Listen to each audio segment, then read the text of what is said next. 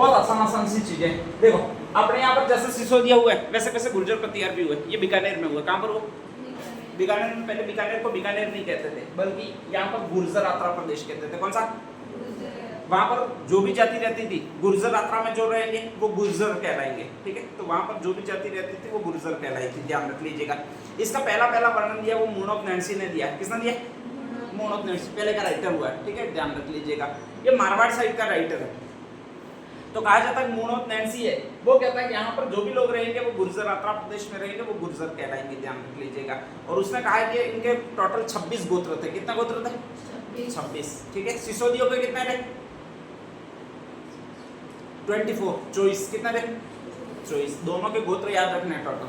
तो जो मेवाड़ के गुहिल वंश के गोत्र है वो मूनोक नैन्सी के अनुसार 24 है। पहले लिखवाए हुए है मैंने, फर्स्ट लाइन यही लिखवाई है शायद, ध्यान रख लीजिएगा। और अभी इनके बता रहा हूँ वो कितना बता रहा हूँ मैं?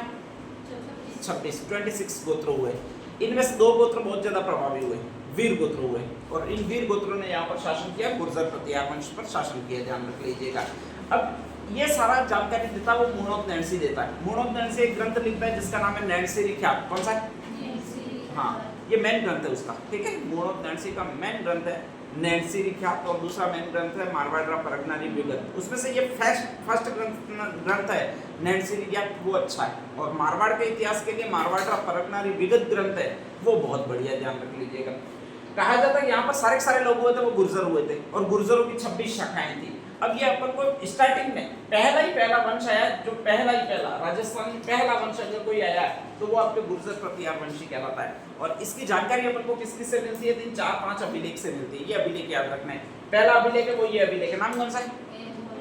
एहोल। अपने इधर का नाम ही नहीं लगता है। ठीक है, ध्यान रख लीजिएगा। अपने इधर कहीं भी एहोल नाम नहीं रखेंगे, कहीं भी एरनपुरा नाम आएगा, ऐसे अन्य नाम आएंगे यहाँ पर, लेकिन एहोल कभी नाम आएगा ही नहीं। तो ये अपने यहाँ का है ही नहीं, अपने यहाँ का नहीं है। कहाँ का होगा? दक्षिण भारत का होगा, ध्यान रख लीजिएगा। ठीक है, अब दक्षिण भारत वाले अपना नाम लिखेंगे क्यों? यहाँ वाले राजाओं का नाम क्यों लिखेंगे? अरे दक्षिण भारत में एक बाटा है, ठीक है, यहाँ वाला कोई राजा यहाँ पर नाम लिखा है वो तो मुझे भी समझ में आता है। दक्षिण भारत में ठेठ महाराष्ट्र में एक बाटा है एहोल नामक स्थान पर, और वहां पर कुछ लिखा हुआ उस बाटे पर, और उसी को कहा जाता है वो एहोल अभिलेख कहा जाता है। अब दक्षिण भारत वाले महाराष्ट्र वाले अपना नाम क्यों लिखेंगे अपने वाले राजा का नाम? कारण क्या हो सकता है? अरे तुम सोच के बताओ यूं कि भाई दक्षिण भारत में राष्ट्रकूट रहते, महाराष्ट्र में रहते हैं, और वो अपने वाले राजा का नाम क्यों लिखेंगे? यूं पूछ रहा हूं, क्यों लिखेंगे? उनको मजा तो आ रहा ही नहीं रहा होगा, ठीक है, वो लिखेंगे क्यों? तुम्हारा कोई नाम अमेरिका में क्यों लिखेगा? मोदी का नाम अमेरिका में लिखा गया, ठीक है, हाउडी सेंटर, मोदी सेंटर वगैरह कई सारे हैं, तुम्हारा नाम किसी ने नहीं लिखा अमेरिका में, अभी तक एक भी नहीं मिलेगा। पटेल कॉफी हाउस में, ध्यान रख लीजिएगा, ठीक है। क्यों नहीं लिखा? उसका कारण है कि मोदी वहां पर गया हुआ है, ठीक है, फेमस है वहां पर, इसलिए उसका नाम लिखा है। सेम टू सेम ये गुर्जर प्रतिहार राजा भी अपने दक्षिण भारत में गए होंगे, महाराष्ट्र में गए होंगे। पहले राजा क्यों जाएंगे? स्वाभाविक युद्ध करने जाएंगे, तो कोई कोई राजा अपना गया होगा, कहां पर गया होगा? महाराष्ट्र में, दक्षिण भारत में गया होगा, ठीक है, वहां पर उसने युद्ध किया होगा, वहां पर उसने जीता होगा, और जब जीता होगा तो वहां पर अपना एक खूंटा बाटा गाड़ के आया होगा कि यहाँ तक जमीन मेरी है यूं करके। तो कहा जाता है कि ऐसे ही कई सारे राजा गुर्जर प्रतिहार वंश के हुए। ये पहला ही वंश है राजस्थान में। ये सिसोदिया विसोदिया सारे बाद में आए, ठीक है, पहले नहीं आए। जयपुर का कछवाड़ा तो बहुत बाद में आए, ध्यान रख लीजिएगा, पहले नहीं थे। जोधपुर का राठौड़ वंश भी बहुत बाद में आए, ये सारे 1000 ईस्वी के बाद है। सिसोदिया थोड़ा पहले जरूर है, बाकी दूसरे सारे राजवंश तो बहुत बाद में आए, 1000 ईस्वी के बाद ही है, ध्यान रख लीजिएगा। और राजस्थान में इससे पहले जो राजवंश चलता था वो ये राजवंश चलता था, नाम कौन सा? गुर्जर प्रतिहार वंश। तब तक कागज का भी आविष्कार नहीं हुआ था। अब कागज का आविष्कार नहीं हुआ था, जिनकी जानकारी सारी आपको मिलेगी कहाँ पर? बाटों पर, शिलालेख पर। कहाँ पर मिलेगी? शिलालेख पर। इसलिए इसमें इतने सारे शिलालेख आते हैं, बाकी किसी भी वंश में शिलालेख नहीं आएंगे, क्योंकि तब तक वो स्थापित हुए, तब तक कागज का आविष्कार वगैरह होना शुरू हो चुका है, ताम्रपत्र का आविष्कार होना शुरू हो चुका है, तो उनकी सारी जानकारी मिलेगी वो उन ताम्रपत्रों में मिल जाएंगे, ठीक है। अब अभी ये महाराष्ट्र में स्थित है, ध्यान रख लीजिएगा। एहोल नामक एक स्थान है, वहां पर एक भाटा रखा हुआ है, उसी को कहा जाता है, आपका ये अभिलेख कहा जाता है। कौन सा अभिलेख कहा जाता है? एहोल अभिलेख। इस एहोल अभिलेख को जो लिखवाने वाला राजा वो पुलकेशिन सेकंड है, वहां का, महाराष्ट्र का है, और महाराष्ट्र में ऐसे ही नाम मिलते हैं, ठीक है, पुलकेशिन फर्स्ट, पुलकेशिन सेकंड, अमोघ वर्ष, ऐसे नाम उटपटांग नाम मिलेंगे, अपने वाले नाम नहीं मिलेंगे, ध्यान रख लीजिएगा। तो वहां का एक राजा जिसका नाम है पुलकेशिन, क्या नाम है? हाँ, उसने एक बाटा लिखवाया, और बाटा लिखवाया है, उसका राइटर है रवि कीर्ति। कौन सा नाम है? रवि कीर्ति। दक्षिण भारत में ऑब्वियसली संस्कृत लैंग्वेज ज्यादा चलती थी, तो कहा जाता है कि पूरा बाटा लिखा हुआ है वो संस्कृत भाषा में लिखा हुआ है। किसमें लिखा हुआ है? संस्कृत में। और उसमें कहा जाता है अपने वाले राजाओं के नाम लिखे हुए। अपने वाले का मतलब कौन से राजाओं के नाम लिखे हुए? गुर्जर कतियारों से। अब इस बाटे को लिखने से साबित क्या हो गया? अरे इस बाटे में अपने वाले राजाओं के नाम लिखे, तो उससे पता क्या चला कि हमारी जो सीमाएं थी, यहाँ वाले राजा राज करते थे, वो ठेठ महाराष्ट्र तक करते थे। कहाँ तक करते थे? महाराष्ट्र तक। बड़ी बात है, वास्तव में बड़ी बात है, ध्यान रख लीजिएगा, ठीक है। अपने पास इतने व्हीकल है, फिर भी 99% लोग कभी गुजरात नहीं देखा होता, ध्यान रख लीजिएगा। अहमदाबाद देखा होता है, लेकिन गांधीनगर, मोड़ासा वगैरह देखे ही नहीं होते। और ये ठेठ चलते चलते उस समय जा रहे हैं, वो ठेठ गुजरात में जा रहे हैं। उस समय घोड़े तक नहीं आए थे, ठीक है, घोड़े वगैरह तक उपलब्ध नहीं थे, और ऐसी कंडीशन में ये सारे चलते चलते जाते थे। वो तो घोड़े तो ये अरबी आक्रमणकारी आए तब घोड़े साथ में लाए, इससे पहले अपन घोड़ों से युद्ध किया जाता ये वाकिफ ही नहीं थे। अपन तो तपस्या करते थे, महाभारत और उसमें जो दिया होता है तो वैसी तपस्या करते थे, और तपस्या से फिर अस्त्र चलाते थे, ऐसा कहते हैं, ठीक है। अपने पास तो ऐसी सुविधाएं ही नहीं थी। बाद में ये तो घोड़े वगैरह सारे अरबी आक्रमणकारी लाए। इससे पहले लोग जाते थे, वो चलते चलते ही जाते थे। तो कहा जाता है पहला अभिलेख है वो आपके ऐहोल अभिलेख है, पुलकेशिन सेकंड ने लगवाया, महाराष्ट्र में लगवाया। इसमें रवि कीर्ति ने लिखा है, और उसमें कहा है गुर्जर प्रतिहार वंशों के राजा का शासन यहाँ तक था, ध्यान रख लीजिएगा, ठीक है। अब नेक्स्ट आगे गुर्जर प्रतिहार वंश के बारे में पहली जानकारी मिलती है वो इसी अभिलेख में मिलती है। कौन सा अभिलेख में? ऐहोल अभिलेख में। इसीलिए एक प्रश्न आता है गुर्जर प्रतिहार वंश के बारे में पहली जानकारी देने वाला लेख कौन सा है? ऐहोल होगा, ठीक है, ध्यान रख लीजिएगा। ये ठेठ महाराष्ट्र में, अब अपने यहाँ के राजा है तो अपने यहाँ पर भी कुछ लिखवाया होगा, तो हमने ढूंढना शुरू किया कि साला जब वहां पे ये लिखवा सकते हैं तो यहाँ पर क्यों नहीं लिखवाया। तो कहा जाता है 2-3 और अभिलेख एक साथ में, 2-4 बाटे एक साथ में और कूड़े कचरे में मिले हुए पड़े हुए हमको मिले, और वो थे नीलकुंड, राधनपुर, देवली और करडाहा। रानी देख नाम से है, ठीक है, शॉर्ट ट्रिक है। रा से राधनपुर है, नी से नीलकुंड है, द से देवली है, और क से कौन सा भी आपके? करड़ा है। ये 4 बाटे एक साथ कूड़े कचरे में मिले हुए मिले, और उनमें फिर जानकारी मिली वो इसी वंश की मिली। वंश कौन सा है? गुर्जर प्रतिहार। तो बाकी 4 बाटे जो राजस्थान में पहली बार मिले हैं, जिनमें से गुर्जर प्रतिहार वंश की जानकारी मिलती है, वो रानी देख नाम से है, ठीक है। लेकिन इन पर किसी राजा वगैरह का नाम लिखा हुआ नहीं था, बस इतना ही लिखा हुआ था गुर्जर प्रतिहार वंश के राजाओं ने शासन किया, गुर्जर प्रतिहार वंश के राजाओं ने शासन किया। हमारे लिए कोई चीज वो काम की नहीं थी। ऐसी कंडीशन में वो बाटे हमने वापस कूड़े कचरे में ही फेंक दिए, ठीक है, एक बार पढ़ के फोटो खींच के फिर फेंक दिए, कहा जाता है। इसके बाद में हमने और ढूंढना शुरू किया, ध्यान रख लीजिएगा। तो कहा जाता है कि 2 शिलालेख अपन को मिले। एक शिलालेख है वो तो ये है, नाम कौन सा है? बाऊ। और एक कौन सा है? गठियाला, ठीक है। गठियाला क्यों कहते हैं? तो यूं किया क्योंकि गोल बाटे पर लिखा हुआ था, ध्यान रख लीजिएगा। और गोल बाटे को अपन कौन सा बाटा कहते हैं? गठी वाला बाटा। कौन सा बाटा कहते हैं? गठी वाला बाटा। तो जैसे आपके गठी होती है वो ऊपर घुमाने का डमरू, वैसे ही एक गोल पत्थर पड़ा हुआ मिला है, और वो जो मिला हुआ है उस पर आपके शिलालेख लिखे हुए हैं, जिसको कौन से शिलालेख कहा जाता है भाई? आपके गठियाले के शिलालेख। अब गोल अकेला अकेला घुमाने वाला मिला है, तो इसके नीचे जो रखा जाता है वो भी गोल ही होगा, पत्थर, ध्यान रख लीजिएगा। तो गठियाले के 2 शिलालेख एक साथ मिले, फिर नेक्स्ट आगे और ढूंढा तो 2 शिलालेख एक साथ और मिले, और टोटल इसके शिलालेख हो जाता है वो कितना हो जाता है भाई? आपके 4 शिलालेख हो जाता है। कितना हो जाता है? 4, ध्यान रख लीजिएगा। पहला जो लिखा गया वो संस्कृत में लिखा गया, नकल की गई है, वो दक्षिण भारत की नकल की है। फिर हमको लिखने आ गया, तो हमने नेक्स्ट आगे अपने यहाँ पर जो लैंग्वेज चलती थी उसमें लिखा। अपने यहाँ पर लैंग्वेज कौन सी चलती थी? अरे राजस्थान में लैंग्वेज कौन सी चलती थी पहले जमाने में? ये लो, कौन सी चलती है? अच्छा, अनुमान से बताओ कौन सी चलती होगी? अरे कौन सी चलती होगी यूं पूछ रहा हूं, आपके अनुसार कौन सी चलती होगी? पहले वाले लोग कौन सी लैंग्वेज यहाँ पर बोलते होंगे? तुम एक लैंग्वेज का नाम तो बताओ यार, पुरानी लैंग्वेज का नाम बताओ। सबसे पुरानी लैंग्वेज कौन सी? अच्छा, राजस्थानी भाषा की उत्पत्ति किससे हुई थी? शौर्षणी की किससे उत्पत्ति हुई थी?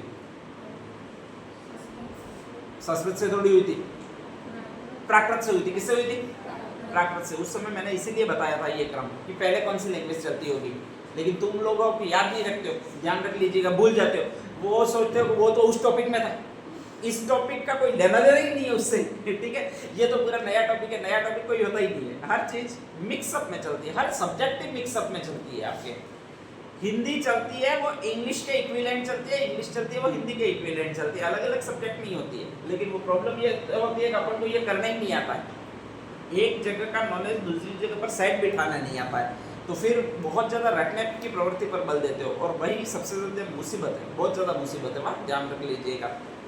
जो भी आपके स्पेशली इंटेलिजेंट लड़के बहुत होते हैं, इंटेलिजेंट लड़के बहुत होते हैं का मतलब वो फर्स्ट ग्रेड आसानी से निकाल दे, सेकंड ग्रेड आसानी से निकाल दे, इतने इंटेलिजेंट होते हैं। बस उनमें एक ही प्रॉब्लम होती है, चाहे लाइब्रेरी में देखो किसी में भी देखो, लाइब्रेरी में मैं देखता हूँ कई सारे इंटेलिजेंट लड़के बहुत है, ठीक है, बहुत अच्छा, लेकिन वो नॉलेज को एक जगह से दूसरी जगह ट्रांसफर नहीं कर पा रहे, वो कैपेसिटी विकसित नहीं कर पा रहे, और कैपेसिटी विकसित नहीं कर पा रहे तो वो रट रहे, दिन भर बैठे बैठे रट रहे, 8-8 घंटे तक रट रहे, और 8-8 घंटे तक रटने के बाद भी अगर सिंपल सा एक क्वेश्चन पूछो, कभी कभी मैं कोशिश करता हूँ, ठीक है, और सिंपल सा एक क्वेश्चन पूछो कि ये क्या था, ये पढ़ा ही नहीं है, यूँ कहते हैं अरे नहीं पढ़ा 8 घंटे, उस रट्टे का मतलब ही क्या है ये समझ में नहीं आता है कभी कभी, तो ठीक है। वो फिर यही कि आराम से अगर इतने इंटेलिजेंट होकर भी कोई कंपटीशन निकाल पाएंगे, 3rd ग्रेड तक ही निकाल पाएंगे, बाकी इससे आगे जा ही नहीं पाएंगे, 2nd ग्रेड 1st ग्रेड बहुत आगे लंबी दूरी है, ठीक है। 99% तो सोचते ही नहीं है इतना जाए, 99% के दिमाग में यही रहता है छोटा मोटा एक कोई टेढ़ का मिल जाए, पूछना पकड़ के बैठ जाए सारी जिंदगी गुजार दे। मुझे ये समझ में नहीं आता कि स्टूडेंट लाइफ में स्टूडेंट रहकर इतनी एम्बिशियस कैसे नहीं हो सकते हो कि हमें भी आगे जाना चाहिए, सिस्टम में जाना चाहिए, नेक्स्ट आगे सिस्टम में घुसकर लगभग जिम्मेदारी संभालनी चाहिए। एक बहुत खतरनाक कॉन्सेप्ट आपके यहाँ पर चलता है, ध्यान रख लीजिएगा, और वो कॉन्सेप्ट ये चलता है कि बड़ी नौकरी करेंगे टेंशन होगी, और छोटी नौकरी करेंगे तो कोई टेंशन नहीं होगी। बड़ी नौकरी में कभी टेंशन नहीं होती है, बल्कि रूल शासन करने मिलता है, और सबसे ज़्यादा नशा जो है वो शासन करने में, और किसी चीज़ में नहीं है, लेकिन वो हम में एटीट्यूड पे ही नहीं आ पा रहा है, जबकि ये चीज़ें एटीट्यूड में आनी चाहिए कि लगेंगे कम से कम तो अधिकतम पोस्ट पर जाएंगे ये, ठीक है, तब तक छोड़ेंगे नहीं, ये एटीट्यूड में आना चाहिए, लेकिन वो एटीट्यूड में नहीं आ पाता है, और जब तक एटीट्यूड में नहीं आता तब तक दिक्कत रहती है। तो मोटिवेशन इसीलिए दे रहा हूँ कि एटीट्यूड में लाइए इन चीज़ों को, ठीक है। पढ़ाई इसलिए करनी चाहिए ताकि बड़ी पोस्ट पर पहुँच सको, इसलिए नहीं कि छोटी सी एक पोस्ट मिल जाए और फिर कहा जाता है कि बैठ जाए। पढ़ाई इसलिए नहीं होती है कि एसटीसी में सिलेक्शन हो जाए, बीएसटीसी में सिलेक्शन हो जाए, बीएड में सिलेक्शन हो जाए, ये कोई चीज़ें नहीं है। इसलिए मैं ये ऐसे फालतू काम की कोई चीज़ें कहता है कि एसटीसी का कोर्स करवा रहे हो ना बोल देता हूँ, नहीं करवाता हूँ यूँ फालतू काम की, मुझसे उसको समझाने में माथापोड़ी नहीं होती है, क्योंकि जिसका दिमाग बिल्कुल विकसित नहीं हो उसको क्या विकसित करो तुम दिमाग, वो धक्के खाएगा विकसित होगा यूँ सोचता हूँ, बाकी फालतू काम की माथापोड़ी होती नहीं है इतनी, ठीक है। तो कम से कम दिमाग को एलेबोरेट कीजिए, विकसित कीजिए इसको, ठीक है, सिस्टम में घुसने का प्रयत्न कीजिए और आगे बढ़ने की कोशिश कीजिए। कोई टेंशन वाली चीज़ें होती नहीं है, ध्यान रख लीजिएगा, ठीक है। 2-3 चीज़ें और, एक नहीं याद रहता है, ये कॉन्सेप्ट गलत है आपका, आपने उसको सही वे में पढ़ा नहीं होता है, इसलिए आपको यह नहीं याद होता है, ठीक है। रटोगे तो नहीं याद होगा, उसको समझोगे तो ही याद होगा। अगर रटने से चीज़ें याद होती तो फिर हर कोई रट ही लेता, ध्यान रख लीजिएगा। तो उसको समझना पड़ेगा कि ये कैसे कैसे हुआ है, नहीं तो फिर दिक्कत है, बहुत बड़ी दिक्कत है कि रटने से चीज़ें आएगी नहीं। और जिन्होंने रटा है वो चीज़ें नहीं आती है। कोई लोग कहता है कि इसको 4 बार पढ़ लेंगे तो आ जाएगा, वो सारी गलत थ्योरी होती है। 4 बार 5 बार पढ़ो और फिर लाइन टू लाइन याद रहे, तो ऐसी फिर कई सारे सब्जेक्ट होती है, कई सारी किताबें होती है। ये कंपटीशन है, कोई 10वीं क्लास की एग्ज़ाम नहीं है जिसमें आपको एक किताब सिर्फ 100 पेज की मिली है, वही किताब पढ़नी है, बाकी कुछ पढ़ना ही नहीं है, ऐसा नहीं है। कंपटीशन है, अनेक सारी चीज़ें पढ़नी पड़ती है यहाँ पर, ठीक है, तो नॉलेज विकसित होता है, ध्यान रख लीजिएगा।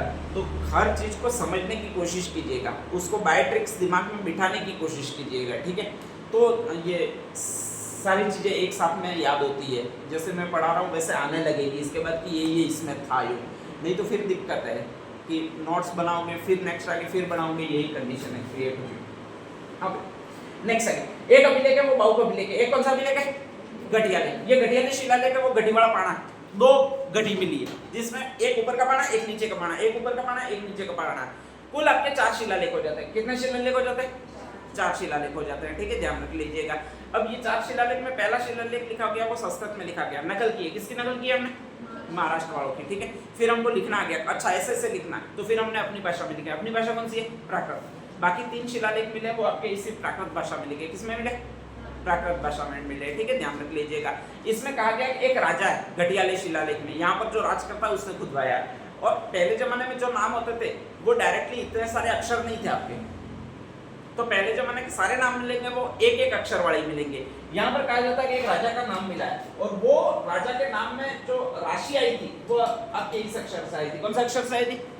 क अक्षर से आई थी। ठीक है, ध्यान रख लीजिएगा। ऐसी कंडीशन में क नाम वाला ही राजा का नाम लिख दिया, सारे अक्षर क क क क ही लिखे, बाकी कोई ख अक्षर ही नहीं लिखा है, क्योंकि उनको लगा क नाम वाली राशि आई है तो क नाम वाला ही अक्षर लिखना चाहिए। और कहा जाता है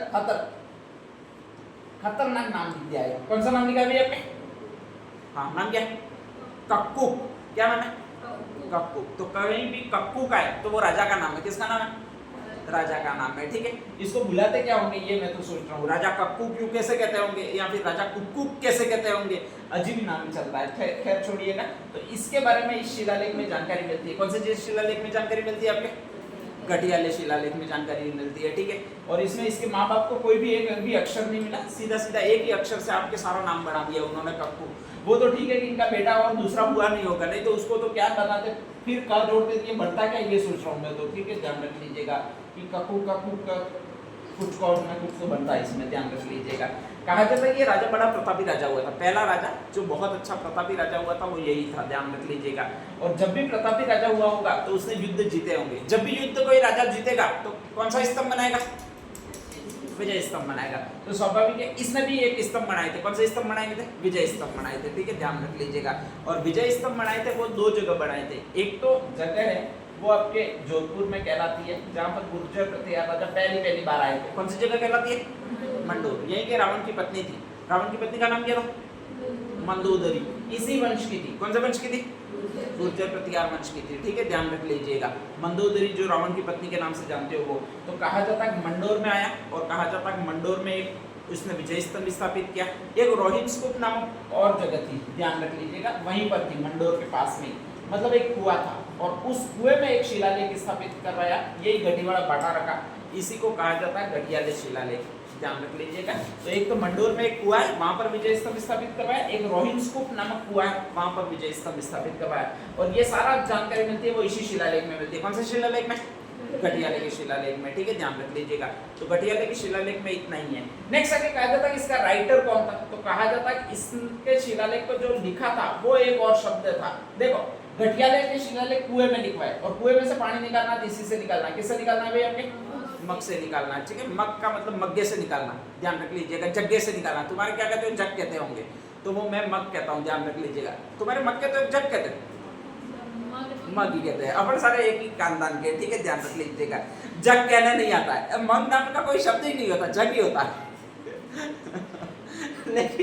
लेकिन मग्गा यूं ही बोलते हैं अपन। खैर छोड़िएगा, लेने जाते दुकान पर, वहां पर भी अपन मग्गा यूं ही कहते हैं। दुकान वाला भी दे देता है, दुकान वाला भी नहीं जाता है, ऐसा लगता है। हाँ, तो ये घटियाले का शिलालेख है, वो मग्गे से पानी निकालने वाला, उसमें मग ने लिखवाया है। ठीक है, ध्यान रख लीजिएगा। कहा जाता है मग ने लिख कर दिया कि भाई ऐसा ऐसा लिखना है। फिर टाकले वाला आदमी चाहिए, और टाकले वाला जो भी आदमी पत्थर पर डिजाइन बनाएगा उसको उत्कीर्णन करता कहेंगे। क्या कहेंगे? उत्कीर्णन करता। तो इसका उत्कीर्णन करता है वो एक और नाम है जिसको आपके स्पेशली कहा जाता है, वो ये कहा जाता है। नाम कौन सा भी आपके? कृष्णेश्वर है। ठीक है, ध्यान रख लीजिएगा। तो आपके घटीवाड़े बाटे के शिलालेख टोटल 4 है। फर्स्ट लैंग्वेज संस्कृत, बात की लैंग्वेज प्राकृत। ठीक है, ध्यान रख लीजिएगा। इसमें लिखा है कि कक्कूक ने विजय की थी और 2 विजय स्तंभ बनाए थे। कहाँ पर? मंडोर और रोहित स्तूप, दोनों कुएं में लगाए हुए, ध्यान रख लीजिएगा। ठीक है, घटीवाड़ा पाना जिसके बीच में छेद होता है स्पेशली, वो दाना कूदने के लिए, वहां से ही रस्सी आती होगी। ठीक है, ध्यान रख लीजिएगा। पानी निकालने के लिए गरगड़ी वगैरह स्थापना की होगी। एक और अभिलेख है जिसको ये अभिलेख कहते हैं, नाम कौन सा है? बाहुक अभिलेख। ठीक है, बाहुक अभिलेख को बाहुक अभिलेख क्यों लिखा जाता है? जिसके राजा का नाम है, राजा का नाम कौन सा है? बाहुक। ठीक है, तो यहाँ के सारे राजाओं के नाम ऐसे ही मिलेंगे आपको। किसी का कक्कूक मिलेगा, किसी का बाहुक मिलेगा। ठीक है, इस बाहुक को जब भी पढ़ो केवल बाहु इतना पढ़ के फिर ये मत कहना कि वो लाडके बादे होंगे, वो बाहु होगा, ध्यान रख लीजिएगा। ये नहीं है, राजा का नाम है। एक और खतरनाक आपके राजा यहाँ पर अक्षर आएंगे और वो ये होगा आपके, कौन सा होगा भाई? आपके भोगभट्ट। एक और आपके होगा जिसका नाम होगा रसदिल। एक और होगा राजा का नाम जिसमें भी आपके 2 अक्षर राशि आई थी, तो उन्होंने यही लिख दिया। या लिखा क्या? दद्द। क्या लिखा? दद्द। तो ये राजा का नाम है। ठीक है, ध्यान रख लीजिएगा। इससे अच्छा कि वो दादा लिख देते, लेकिन नहीं लिखा उन्होंने, दद्द यूं ही लिखा। और मुझे आश्चर्य फिर ये होता है कि इनको ये बड़े हुए होंगे तो कहते क्या होंगे, इसको कहते होंगे दद्द जी, इसको क्या कहते होंगे कपूक जी, और इसको तो क्या कहते होंगे बाउक जी। ठीक है, ध्यान रख लीजिएगा, जमता नहीं है वैसे लेकिन फिर भी कहते तो होंगे, ध्यान रख लीजिएगा। तो ये 2 शिलालेख है। लास्ट कहा जाता है कि एक शिलालेख और है और उसको ग्वालियर अभिलेख कहते हैं। कौन सा अभिलेख कहते हैं? ग्वालियर में होगा, ग्वालियर आपके ये मध्य प्रदेश साइड आता है। और इसमें कहा जाता है कि सारी जानकारी मिलती है वो मिहिर भोज नामक एक शासक की मिलती है, ये बाद में आ जाएगा। खैर अभी 4 शिलालेख याद रखने, पहला एहोल था, दूसरा रानी देव नाम से, तीसरा कौन सा भी आपके बाउक, और सबसे इंपॉर्टेंट है वो ये शिलालेख है, नाम कौन सा आपके गठिया लेख है। ठीक है, तो फर्स्ट साइड डाल दीजिएगा गुर्जर प्रतिहार वंश से संबंधित जानकारी।